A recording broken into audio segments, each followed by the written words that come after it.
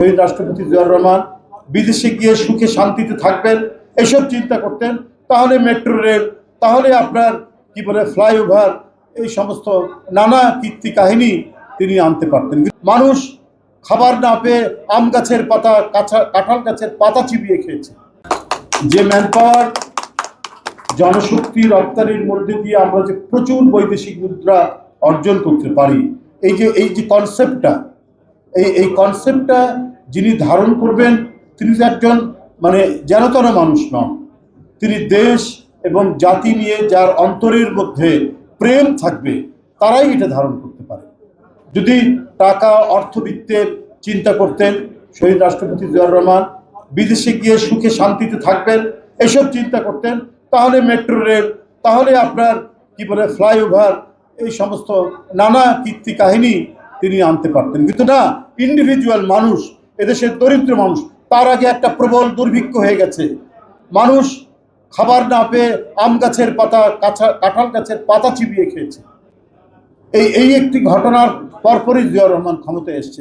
তাই তার মাথার মধ্যে ছিল কোন কোন সেক্টরকে উন্নত করতে পারলে এদেশের মানুষের কর্মসংস্থান হবে, এদেশের মানুষ পায়ে দাঁড়াতে পারবে, ঠিক সেই সেক্টরগুলো তিনি চিহ্নিত করেছেন এবং সেটার উপর তিনি কাজ করেছেন। সেটার উপর কাজ করে সেটার সমৃদ্ধি, শ্রীবৃদ্ধি তিনি ঘটিয়েছেন। তাই আজকে গার্মেন্টস শিল্প, আজকে টেক্সটাইল, আজকে জনশক্তি, আমরা কোন দিকে যাব? যেদিকেই যাই, অর্থনীতির যে ক্ষেত্রেই যাই, সেই ক্ষেত্রেই আমরা দেখেছি জিয়াউর রহমানের ছোঁয়া আছে, শহীদ রাষ্ট্রপতি জিয়াউর রহমানের স্পর্শ আছে। খাদ্যে স্বয়ংসম্পূর্ণতা, এটা কার? এই দেশ টিকবে কি টিকবে না?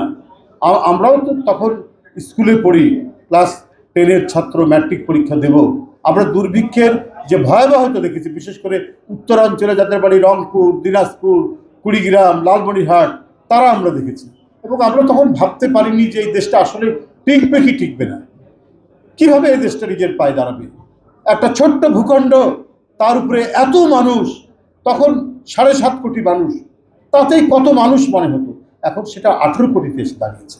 কিন্তু রাষ্ট্রীয় পলিসি যদি জনকল্যাণের পক্ষে থাকে, মানুষের পক্ষে থাকে, মানুষকে স্বাবলম্বী করার পক্ষে থাকে, সেই পলিসি কখনোই ব্যর্থ হয় না।